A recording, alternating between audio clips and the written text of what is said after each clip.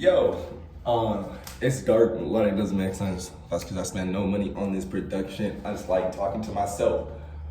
Of course, hopefully you notice I would never do this to my room or to a window that I live in. So this is actually an abandoned complex or abandoned group of homes that are on the property of my campus. And I don't know, today I just felt bored. I walk around here sometimes, do a little jog, sometimes usually early in the morning or late in the afternoon. Because there's just no one here, and it's just cool just kind of walk around and look at things. But here we are today. I'm talking on my phone because it's been so long. I've been stuck in my room just doing freaking schoolwork. That is the reason why I just don't want to be in my room anymore. I'd rather be anywhere else. I'd really rather be snowboarding, but we got a lot of shit to lock in, get done, lock in, get done. So I mean, shoot. Got this CAD tractor model, which is my final project for my CAD modeling class, meaning that I gotta do all of the body parts, and then also work on the frame, the drivetrain, the gearbox, axles, transmission. So that's fun. So that's taking up a whole bunch of hours and a whole bunch of finger movements, kind of annoying. Then we got calculus too. That I failed before, and now I'm doing successful and got an A on the last exam. So maybe locking inside the room ain't that bad. It sucks, but getting the turnout of the A is always a good thing. That's always the best gift you can give yourself, right? Before going to a bar or anything, pass that fucking exam. And then I got freaking physics or engineering mechanics, which is just physics, but in an engineering aspect, understanding member forces and trusses and a whole bunch of other stuff like that I am struggling with because I've been putting so much focus on my my 202 project, which is also creating an electric skateboard and refining it and upgrading it to be a better transportation device, and also my Calc 2. So now the last couple weeks, focus on the engineering mechanics and get it freaking going. So I don't know what else. Oh, and I got history. So I mean, shoot, I didn't really know what I was going to say today because sometimes I often have too much stuff in my mind that I feel like will get me canceled. But maybe if I keep doing it and I just kind of forget that the camera's on me, if I really start like doing this more often, might pop out and catch me in a news article. But in regards to that, I mean, shoot, I've also completed this large history project in regards of Japanese and German automobile manufacturers and what their effect they had within its own citizens within their country, also the effect that it had during the World War period and post-World War period, which is cool. I like history. I like American history. Anything after 1500s. I like all history really, but definitely American history. But like, it's always good to know because some people get so bored and think that it's just so much stuff that you have to remember and understand that it's never gonna come in use again because it's just like BS storytelling.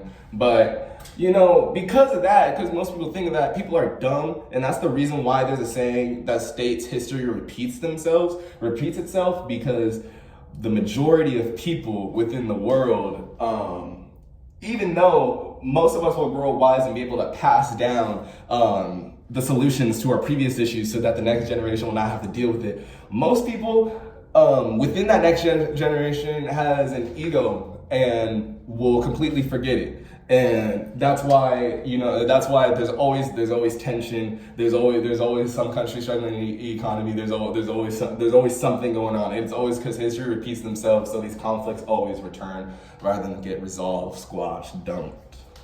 It is what it is. But that's regards to fact. So I mean, that's why I like learning about it. So then I can be like, that shit look, kind of happened like 30 years ago. It's kind of shoot.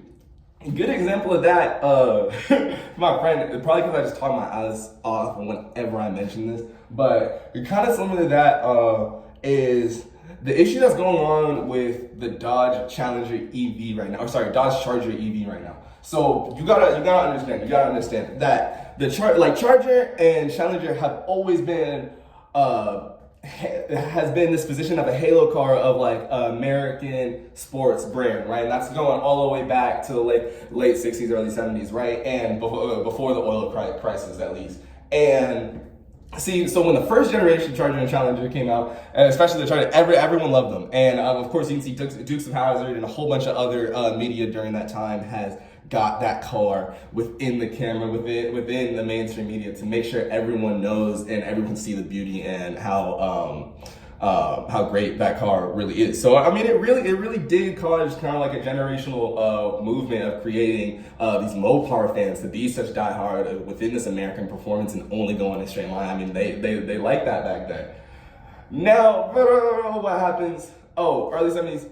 Oil crisis happens, and all of a sudden Cadillac and GM and all these other American brands that have just been making V8s to output 112 horsepower and be the most inefficient piece of refrigerator that you can buy on the market at that time. Now people weren't really trying to buy that because there were Honda Civics and Nissans and other shit that was coming into America that were smaller, compact, a lot more fuel efficient. That was just helping them with the times. Now, what most brands did, kind of like what Mustang did. Mustang, I want to say that they based their second generation Mustang or third generation Mustang like off of the Pinto, and like it was pretty much a poopy car. But they changed that generation before the oil crisis. So actually, when people were very conservative on how much they were spending at the gas pump, that new Ford Mustang was a great option. Or it was the second or third generation. I can't tell you which one. If I had a computer or if I wasn't using my phone, I can look it up. You can check though. It's second or third information. But people loved it because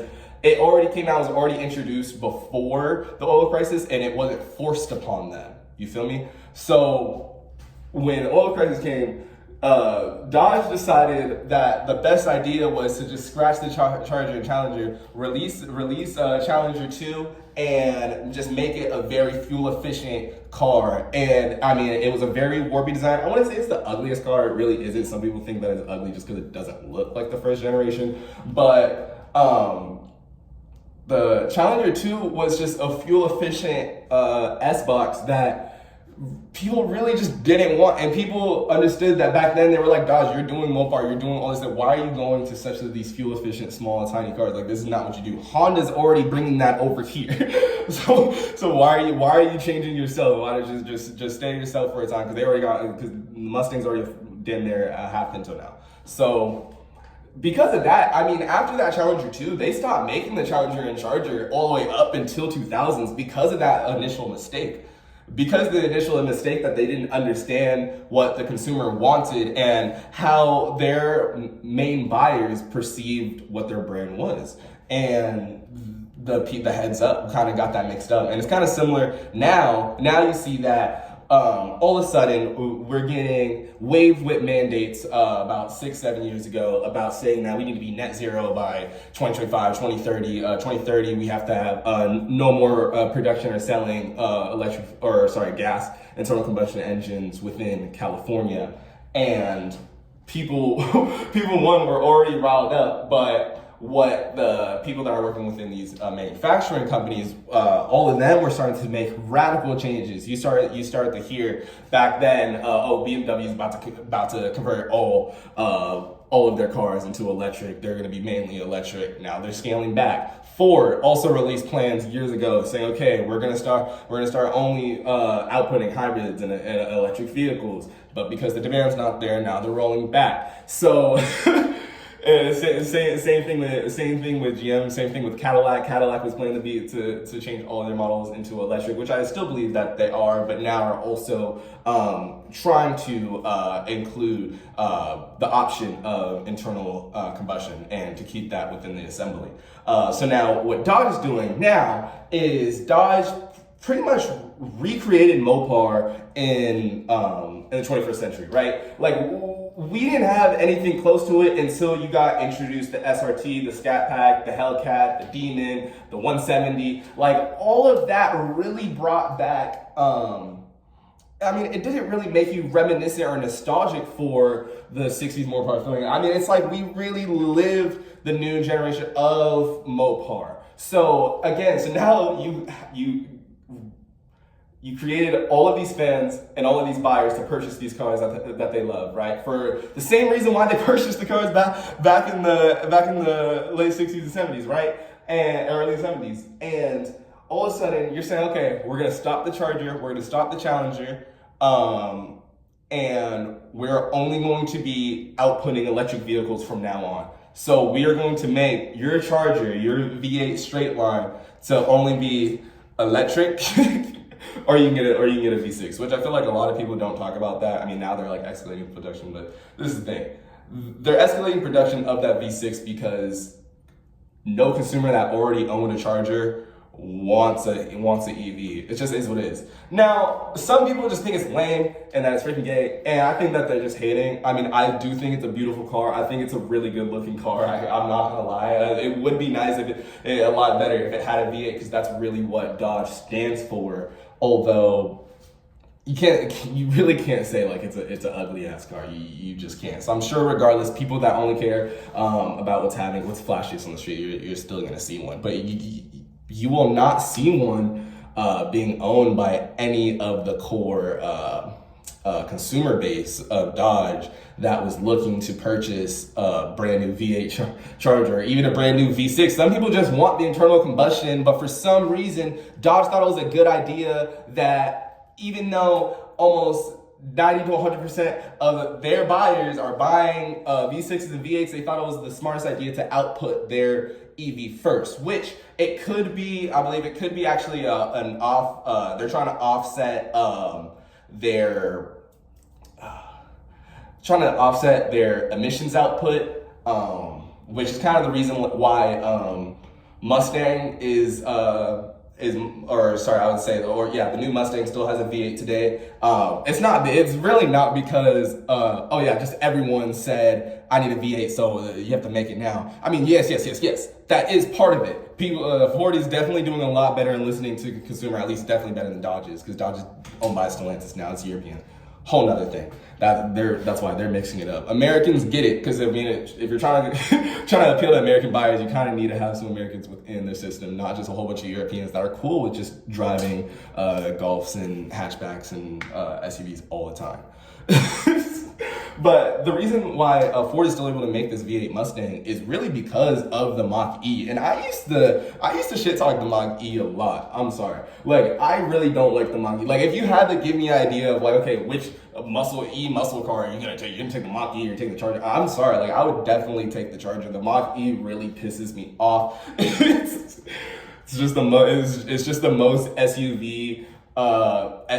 looking SUV with a Mustang faceplate on it, and it pisses me off. And then it has the most like Tesla iPad looking thing in the middle, and that's just not my thing.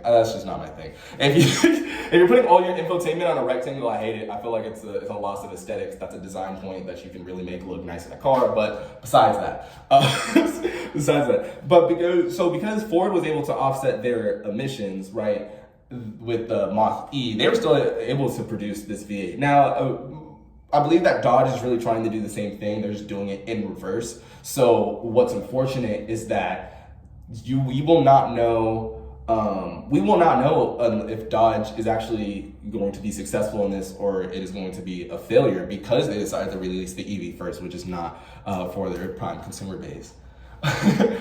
So this all goes back to tell you that it's fun to know history. It's fun to know history, any aspect of history, because history repeats itself if you don't learn and reflect on it, right? I'm sure if one person at Dodge like watched some sort of like YouTube video of just like how the Charger and Challenger like timeline unfolded, you know, from like early 60s all the way down to now, today in 2024, I'm sure they'd be like, hey, we're doing that right there. Oh shit, they went bankrupt. If someone did that, maybe it'd be a little better. But I'm gonna say, I'm gonna tell you one thing that I learned from, or at least that I found interesting within completing this project for my history class. I do not need to be fact checked, or you can definitely fact check me. Although I'll try to speak a little bit more generic and clarify, because I know I wish that I can just have like my report with all of my NSA bibliography. That I can be fully credible for you, and there's no one out here trying to talk back. But I'm always open for conversation. I love it. So, anyways, what's fascinating is that, all right, picture this. Like, Prius. Ew. Slow. Efficient. 50 miles per gallon. Corolla, Toyota.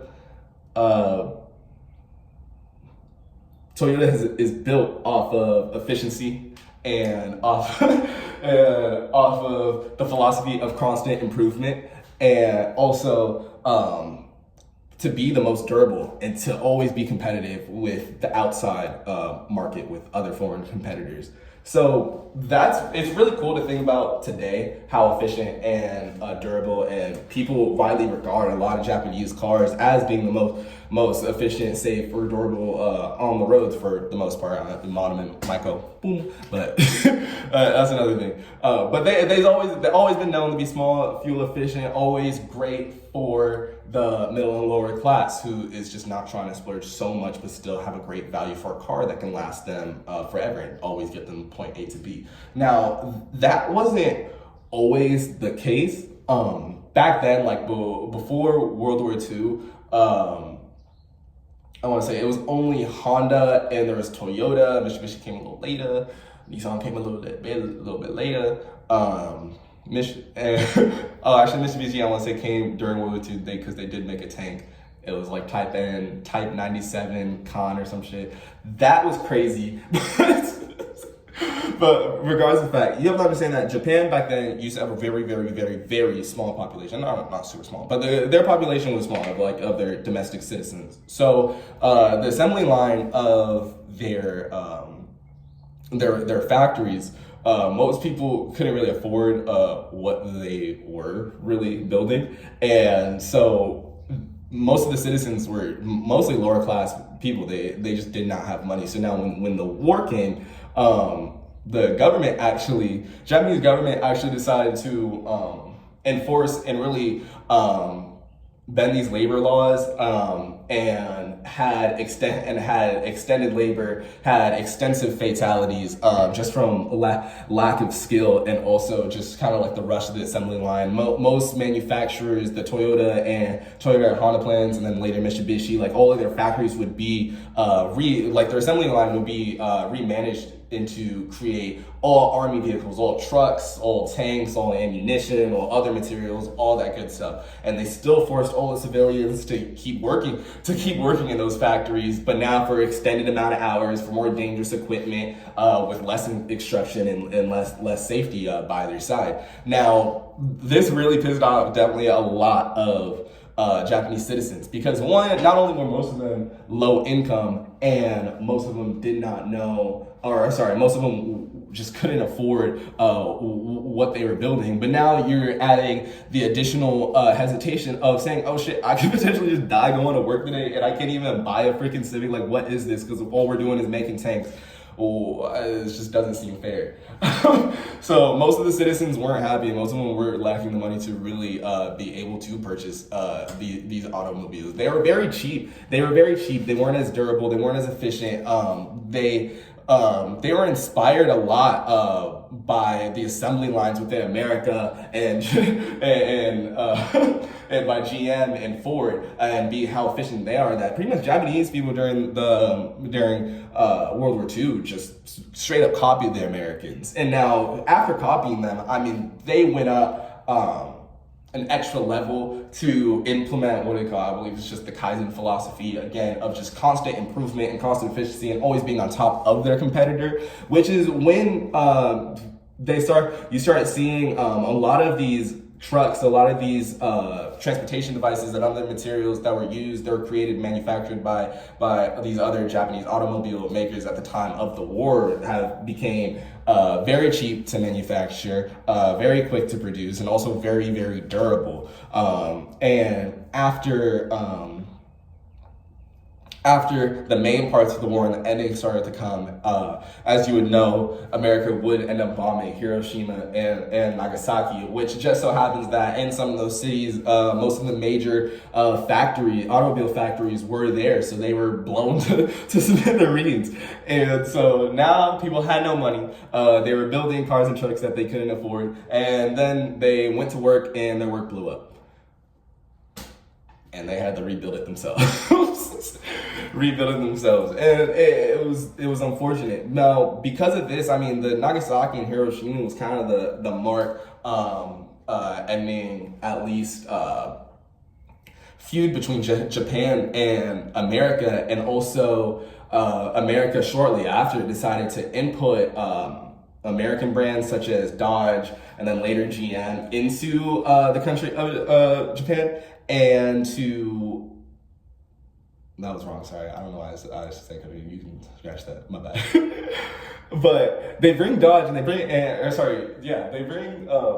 and they bring GM later on to create these assembly lines and pretty much state like, yo, we're only gonna be building pedestrian vehicles and we'll help you get your citizens economic power back and get wealth back into the lower and middle class citizens' pockets while you guys can rebuild your own domestic manufacturing factories and stuff like that. So and that's exactly what they did. While Dodge and GM were helping build and raise the economy for its citizens, they were also able to rebuild all the Toyota and all the Honda and et cetera factories back up. And now once they built it back up, and Dodge and GM were already there, and Japanese, you know, they were copycats, right? And then they always took it to the next level. So I mean, they really skyrocketed on only focusing on improvement, efficient.